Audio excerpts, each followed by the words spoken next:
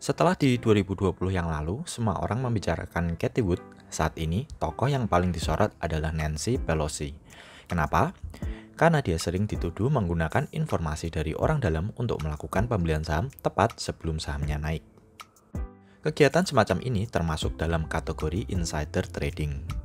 Masyarakat menilai ini tidak etis karena Nancy Pelosi adalah politisi yang memiliki andil dalam membuat berbagai kebijakan di US.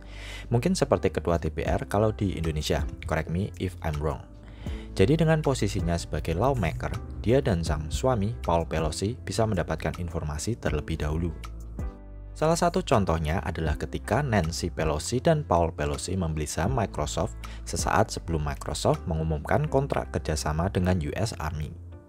Mereka membeli kontrak beli untuk MSFT pada tanggal 19 Maret 2021. Saat itu harga saham Microsoft berada di $230,35 per saham. Tidak lama setelah itu, pada tanggal 31 Maret, Microsoft mengumumkan kontrak dengan US Army senilai $21,8 billion untuk menggunakan AR headset mereka. Berita ini jelas langsung membuat saham Microsoft diburu investor. Sedangkan Nancy dan Paul Pelosi sudah masuk beberapa hari sebelum kontrak tersebut diumumkan ke publik. Trade lain juga terjadi di saham Nvidia, di mana Nancy membeli saham ini sebelum naik cukup banyak tahun lalu. Jika dibuat Pelosi Index, maka performa portfolionya Nancy Pelosi sejak 2019 hingga awal 2022 mampu mengalahkan performa dari S&P 500. Pada periode ini, $100 berkembang menjadi $196 mengikuti Pelosi. Di S&P 500, $100 hanya akan berkembang menjadi $173 pada periode yang sama. Nah, untuk men-track posisi Nancy Pelosi, teman-teman bisa buka website Capital Trades. Di sini teman-teman bisa mengetahui posisi saham-saham apa saja yang dibeli dan dijual oleh orang-orang penting di pemerintahan Amerika. Ini adalah data per 30 Desember 2021. Teman-teman bisa lihat, Nancy Pelosi baru saja membuka beberapa posisi baru, Micron, Roblox, Salesforce, Alphabet, dan Disney. Di sini tertulis bahwa beliau dan suami membeli stock options. Jadi Nancy Pelosi tidak membeli sahamnya, melainkan memberi kontrak opsi jangka pendek. Artinya, Nancy Pelosi bertaruh saham-saham ini akan naik sebelum kontrak opsi yang dibeli hangus. Saya jelaskan sedikit tentang options. Di US, kita bisa bertransaksi kontrak opsi, di mana kita bisa bertaruh harga naik dengan membeli call option dan put option untuk bertaruh harga turun. Jadi dengan membeli stock options, kita tidak membeli sahamnya, tapi membeli derivatifnya. Jika teman-teman klik di stock options yang ada tanda bintangnya, akan keluar detail dari transaksinya. Contohnya, ini adalah detail data pembelian stock option untuk saham Alphabet kode GOOG yang baru saja dibeli Nancy Pelosi. Di deskripsi disebutkan bahwa Nancy Pelosi membeli 10 kontrak call dengan strike price $2.000 dengan expiration date hingga 16 September 2022. Satu kontrak options bernilai 100 lembar. Jadi 10 call options bernilai 1000 lembar.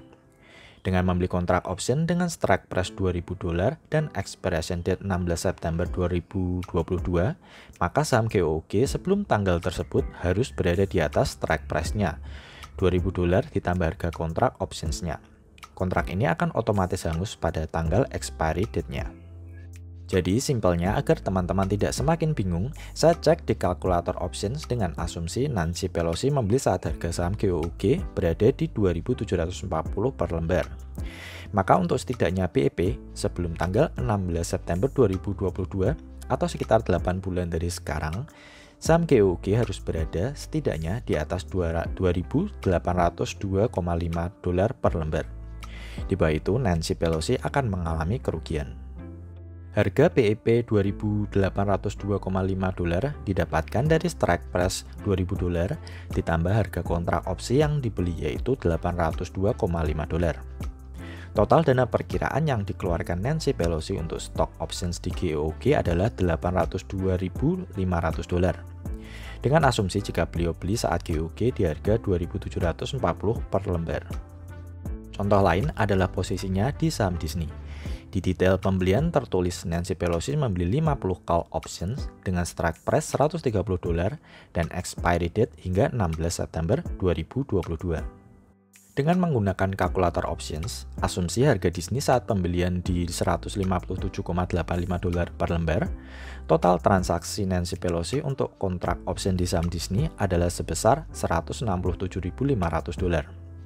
Dengan kata lain, saham Disney sebelum 16 September 2022 harus berada di atas $163,48 per lembar agar bisa BEP. Micron, Alphabet, Disney memiliki expiry date hingga 16 September 2022, sedangkan Roblox dan Salesforce memiliki expiry date hingga 20 Januari 2023. Jadi Nancy Pelosi berharap agar semua stock options yang dibelinya naik sebelum expiry date dari masing-masing kontrak. Nancy Pelosi membeli call option semua. Artinya, walaupun sentimen market khususnya saham-saham teknologi sedang tidak menentu karena tapering, Nancy Pelosi justru bertaruh bahwa saham-saham ini akan mengalami kenaikan tahun ini, setidaknya sebelum expiry date kontrak options yang dibelinya berakhir. Nancy Pelosi adalah policy maker atau pembuat kebijakan di Amerika.